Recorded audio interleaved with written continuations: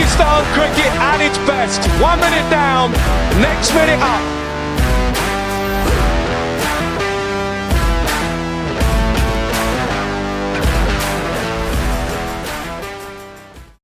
Thanks very much, everyone, for joining me once again. The topic of discussion today is the Pakistan World Cup squad for the upcoming T20 World Cup in the United States of America and the Caribbean. Should be an interesting tournament. I think quite an open tournament with a number of teams challenging for the title.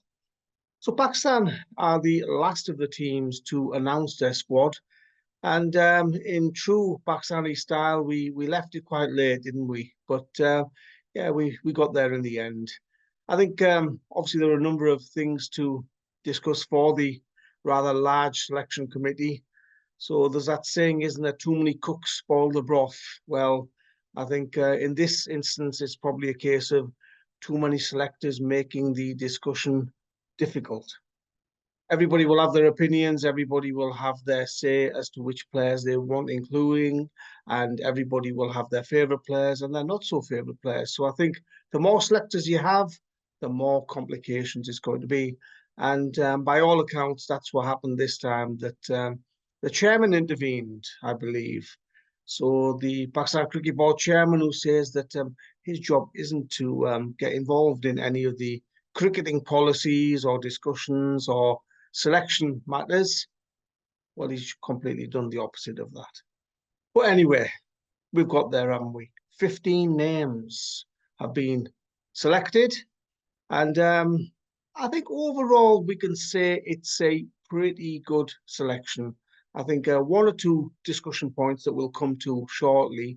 But if you've missed the names, these are the 15 names that are hopefully going to lead Pakistan to World Cup glory, as they did in that wonderful day in 2009 when I was at Lord's. Unforgettable day that was.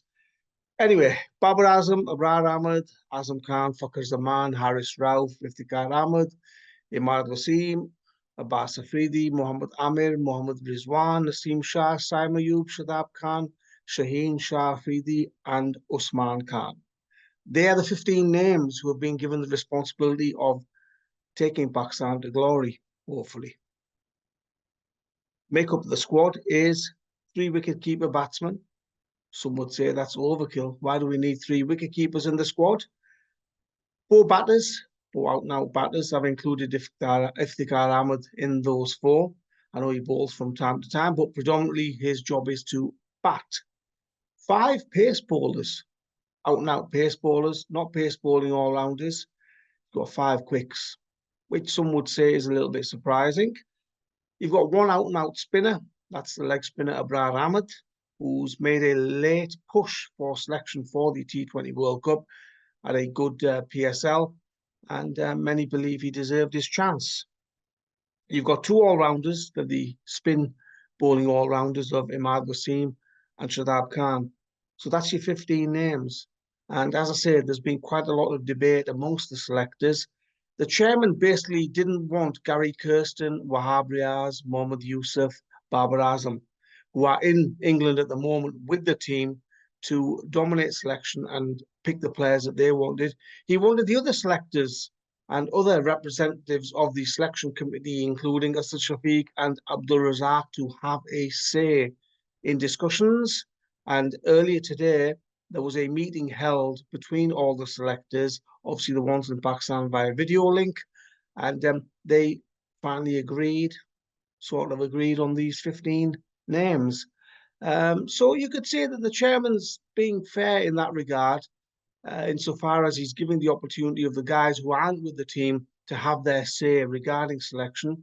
So, none of these guys can say that, oh, well, this isn't my team, because hopefully you'd think that if somebody had an objection regarding the selection of any player, they'd have their say and there would be discussions regarding that individual player. The strengths of this squad, in my opinion, are undoubtedly the bowling, which is Pakistan's strongest suit in this format of cricket. And it's been their strongest suit for quite a long time, hasn't it? I mean, the pace bowlers especially, the likes of Shaheen Shah Afridi, Naseem Shah, Haris Rauf and Mohammad Amir, get those 4 paces on one team, firing on all cylinders. It's a mouth-watering prospect, isn't it? And I can't think of many other teams in the world at the moment who would have a quartet of pace bowlers as strong as that. And let's not forget about 𝗙𝒂𝒂𝒎 Afridi, who's bowled very well and has done well for Pakistan so far. My only concern regarding the pace bowling is that these are all out-and-out pace bowlers. There isn't a pace bowling all-rounder amongst them. Somebody who you could send in at, say, number 6, number 7 to go in there and bat a couple of overs and try and hit a few 4s and 6s. Yeah, Shaheen Shah Afridi can do that now and then, but he's not really that reliable with the bat. Mohammad Wasim Jr. springs to mind, who was flavour of the month at one point, and he was a regular pick in the white ball format, and now he's nowhere to be seen in true Pakistani style. So, yeah, you could argue that maybe Mohammad Wasim Jr. could have been brought in instead of, say, Mohammad Abbas Afridi or one of the other paces.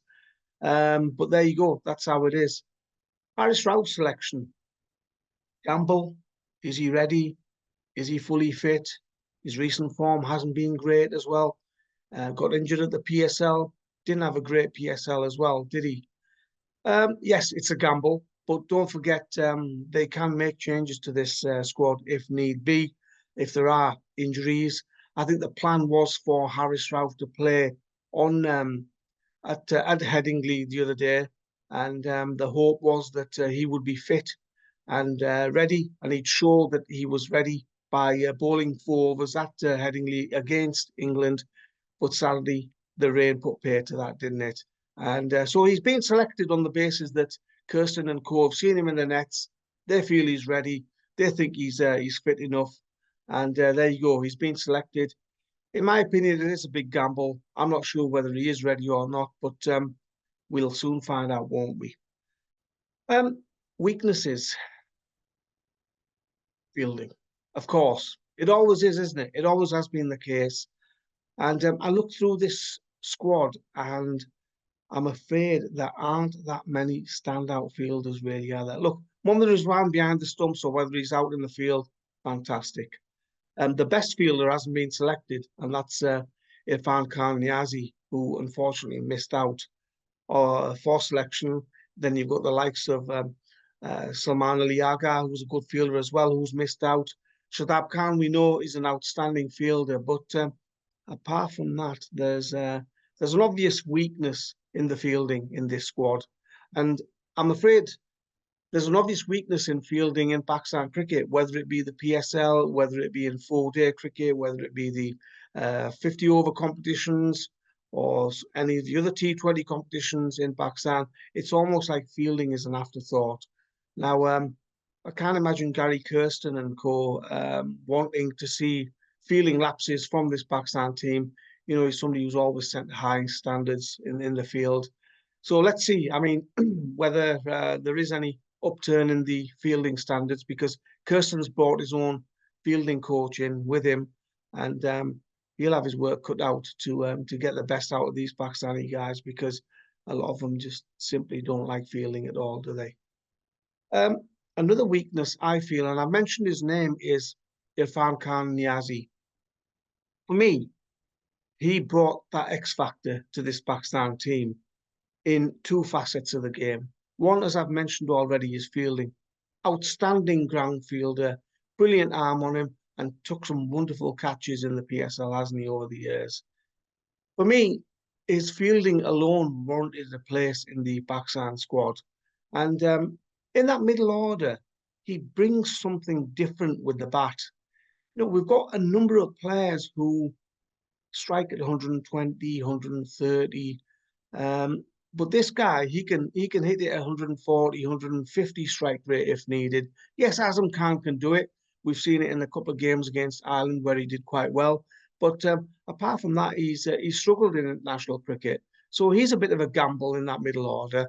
For me, Irfan Khan Niazi would have brought something different in this into this middle order. And I'm just a little bit surprised that they've gone for 3 wicket-keeper batsman options when, for me, Niazi was somebody who would have given Pakistan an edge in the field and also with the bat. I would have picked him. For Pakistan to win this tournament, look, it's going to take some outstanding cricket. You don't win tournaments like this through luck. You win these tournaments by playing fantastic cricket, by playing out of your skin and being consistent. You've got to peak at the right time. It's no point being brilliant at the start and then tailing off in the tournament. You've got to make sure that you get better as time goes on in the tournament. And a large part of these tournaments are won by captaincy.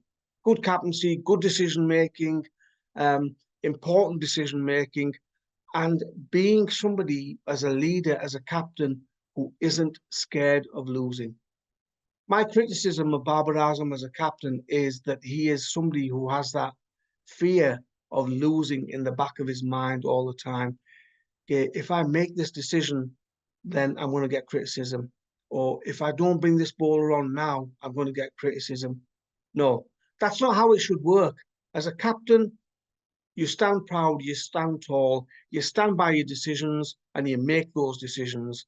And for me, I think Babar is just a little too conservative.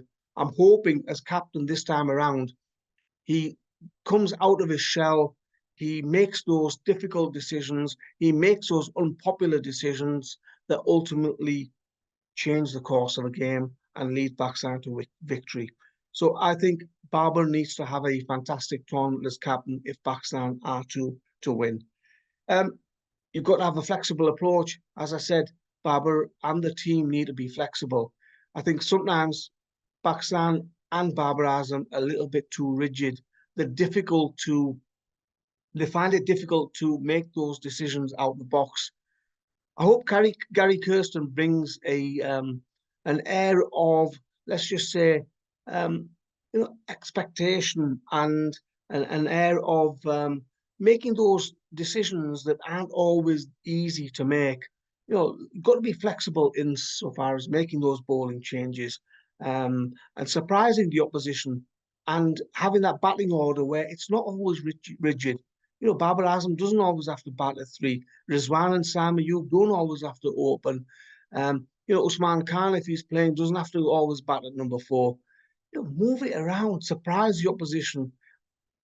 Damage their plans, damage their thinking. I think sometimes Pakistan, well, most of the time, Pakistan are just too predictable in T20 cricket. So if they are to win this tournament, as I say, good captaincy and flexible approach from the team and the captain is needed as well. I think the West Indies pitches aren't what they used to be back in the day.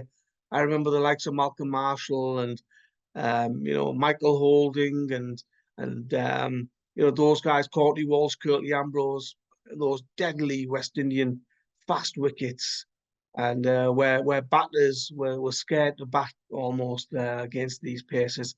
Nowadays, low, slow pitches. I think the guys who have got versatility with the ball, ball cutters, slow balls as paces, they'll do well in this tournament. And spinners as well. If you look through the Caribbean Premier League, you'll find that most of the time spinners do well. So a lot of these Pakistani players have got experience of the Caribbean Premier League. 𝐓𝐰𝐢𝐭𝐵, Imad Wasim, Mohammad Amir, Shadab Khan, and others have played a lot of tournaments in the Caribbean Premier League.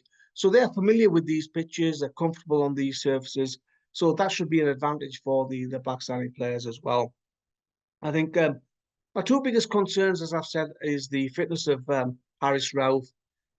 Because if he's not fully fit, then that's going to be a problem for Pakistan. And really, these 3 matches against England should be his fitness test, where he proves that he is not only fit, but he's firing on all cylinders, and he's in form and ready to play in a World Cup. Because even if he's 70 or 80% or even 90% fit, that's not good enough. He shouldn't be in the squad. My other concern is 𝐓𝐰𝐢𝐭𝐵. Look, we know he's a fantastic batter. I love watching him bat. He's done well in the CPL in the past. We know he can play some wonderful shots. He's gifted. But so far in international cricket, he has been a big letdown. I'm just hoping that this T20 World Cup can be the launch of his T20I career for Pakistan. And he makes lots of runs, because him at the top of the order in those first 6 overs can damage a lot of opposition teams and bowlers. He can ruin the plans of the best captains in the world if he finds his form. Can Pakistan win this tournament? I think they can. In all seriousness, I look at that squad and it's a strong squad. As I said at the start, one or two players you can argue that, yeah, maybe Irfan Khan should have been in. Haris Raus, fitness and form is a concern. He has a lot to prove. But overall, it's a strong squad. And Pakistan has no excuses because they are picking from a full-strength squad. It's not like any of the main players are out injured or unavailable or retired. We've seen 𝐓𝐰𝐢𝐭𝐭𝐞𝐫 and Mohammad Amir make themselves available for this tournament. So there's two experienced players who've got a lot of experience in the and knowledge of the Caribbean Premier League and T20 cricket. So, that should be an advantage. And as I say, Pakistan are on top of their game. They field well. The captaincy is flexible, and he's not scared of making tough decisions. And the batting approach has to be important as well, because I think they're just too conservative with the bat, especially in those middle overs and the first 6 overs. They leave it too late, and I think even if 1 or 2 wickets are down, you've got to go for it. You're better off being 180 all out from 20 overs than 160 for 2 from 20 overs, aren't you? Those extra 20 runs can make all the difference. Yeah, they're unpredictable, Pakistan. We know what they're going. They go into these tournaments, and other teams know that they are unpredictable. You just don't know what to expect from them. But this time around, I am genuinely believing that Pakistan can do really well. I interviewed Dominic Cork recently. You've probably seen that interview where he fancies Pakistan to reach the semi-finals. And, why not? Once you reach the semi-finals, then anything is possible. I think Pakistan have got the players to win this tournament. It's just about the mindset, going in there with that positive mindset and not being scared of losing, which I think has been their hindrance over the years, especially against India. And, it's a case of go there with that positive attitude, and anything is possible. So there we are. There's the Pakistan squad and their chances in this T20 World Cup. And I think it should be a fantastic tournament out there in the Caribbean and the United States. So thank you very much for watching. Hope you found this interesting. Thanks for all the comments that you sent through for all the videos. Take care.